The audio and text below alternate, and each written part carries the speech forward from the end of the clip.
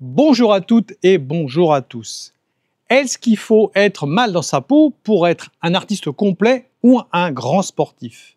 C'est la question que je me suis posée lorsque j'ai vu les interviews de Jérémy Ferrari et Arnaud de Samer, qui chacun de leur côté ont vécu soit dépression et ou addiction, et qui en même temps en ont créé un spectacle. Pourquoi retrouve-t-on si souvent chez les artistes, surtout ceux qui nous font rire, des parcours marqués par la souffrance, la dépression, parfois même par des addictions destructrices? Jérémy Ferrari, Arnaud de Samer, donc, Pierre Palmade, Florence Ferrasti, Blanche Gardin, tous ont fait rire des milliers de personnes. Et pourtant, tous ont aussi parlé à un moment donné de leurs blessures et de leur mal-être. Et ce n'est pas nouveau parmi les artistes. Van Gogh, Hemingway, Marilyn Monroe, Kurt Cobain, Amy Winehouse. Leur génie semble parfois n'être qu'un cri étouffé, leur façon d'extérioriser leur douleur. On trouve également des sportifs comme Florent Ledoux, Michael Phelps ou Mike Tyson.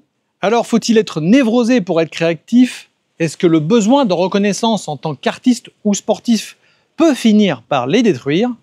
Rassurez-vous, pas besoin de prendre un Xanax pour regarder cette vidéo, car on finira, comme toujours, par une note optimiste.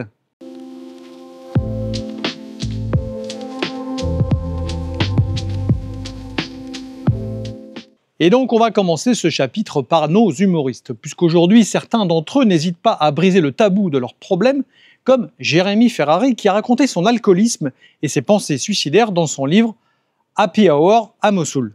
Son compère Arnaud de Samer, quant à lui, a sombré dans une profonde dépression après le départ de sa compagne. Bien sûr, la sphère médiatique a largement couvert le drame commis par Pierre Palmade, comique connu depuis les années 90, qui reconnaît lui-même des années d'addiction, de rechute et de fragilité psychique. Son acolyte Muriel Robin a parlé de ses hospitalisations pour dépression. Florence Foresti a transformé ses crises d'angoisse en une série diffusée sur Canal, Désordre. Et Blanche Gardin en a fait sa matière première. Ses spectacles sont une descente en apnée dans les profondeurs du mal-être humain. Et puis je ne peux pas passer à côté d'un artiste international qui pour moi était un génie, Robin Williams, qui s'est suicidé il y a plus de 10 ans déjà. Et pourtant, tous ces artistes ont un point commun, ils sont capables de nous faire rire jusqu'aux larmes. Et si l'humour était un bouclier, un masque, une stratégie d'adaptation, une forme de résilience, voire pour certains un moyen de survivre. Et ces problèmes ne sont pas réservés aux comiques. Quand on regarde dans le rétroviseur artistique, c'est presque une constante.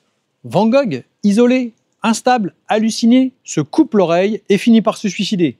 Hemingway, génie de la littérature, se bat contre la dépression et l'alcool avant de se suicider, lui aussi, au cours de l'été 61.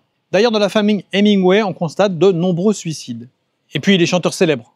L'incroyable Kurt Cobain, Amy Winehouse, Janis Joplin, qui font tous partie du fameux club des 27, avec Brian Jones, Jimi Hendrix et Jim Morrison. Tous ces noms brillent dans nos mémoires, mais derrière l'éclat, il y a les ombres. Alors, est-ce que la souffrance favorise la création? Il existe effectivement des études, notamment d'Agop Souren-Akiskal, psychiatre et professeur américain. Ces études montrent une corrélation entre troubles bipolaires et créativité.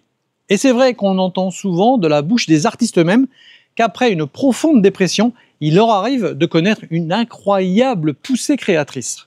En neurosciences, on sait aussi que les personnes hypersensibles ou plus sensibles émotionnellement ont souvent une pensée plus divergente, une pensée différente des autres, parfois une pensée qui ose. Et ça peut être un carburant pour l'artiste qui sommeille en vous. Mais il y a une autre facette chez les artistes.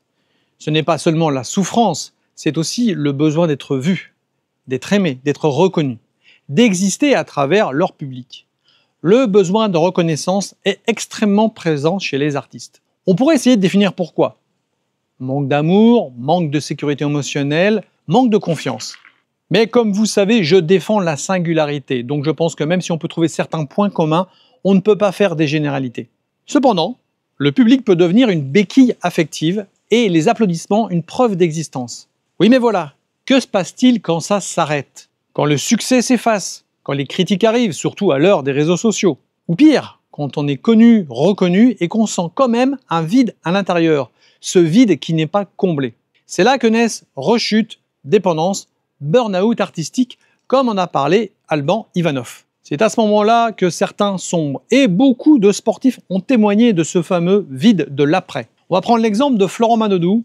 Après les JO, il a parlé d'un burn-out post-olympique et d'un profond désintérêt pour sa propre carrière. Il le témoigne d'ailleurs très bien dans le documentaire Strong, parmi d'autres athlètes disponibles sur Prime Video. Michael Phelps, légende de la natation, qui en parle dans le documentaire Le poids de l'or, ou Mike Tyson avec ses addictions à la drogue, à l'alcool et adepte de comportements autodestructeurs. Alors, faut-il être névrosé pour être un grand artiste? Rassurez-vous, c'est pas forcé, et on a plein d'exemples qui nous le démontrent.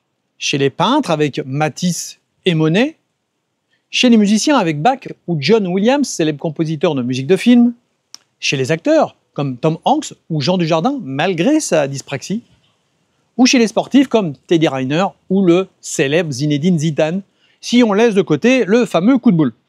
Mais la vulnérabilité, l'instabilité émotionnelle ou même les blessures profondes peuvent effectivement nourrir une œuvre. Attention, souffrir ne fait pas forcément de vous un artiste, autrement ça fait longtemps que j'aurais sorti un bouquin.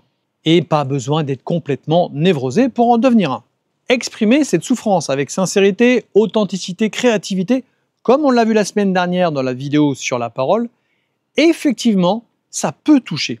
Si ça vous intéresse et vous voulez en savoir plus, je vous conseille fortement le documentaire de M6 sur la santé mentale qui a été diffusé la semaine dernière et qui est disponible gratuitement en replay.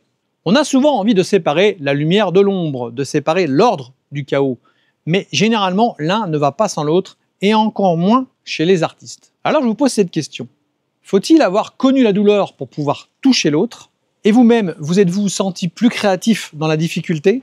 Merci de nouveau de m'avoir regardé et écouté. Vous pouvez commenter, liker, partager et à la semaine prochaine pour une nouvelle vidéo.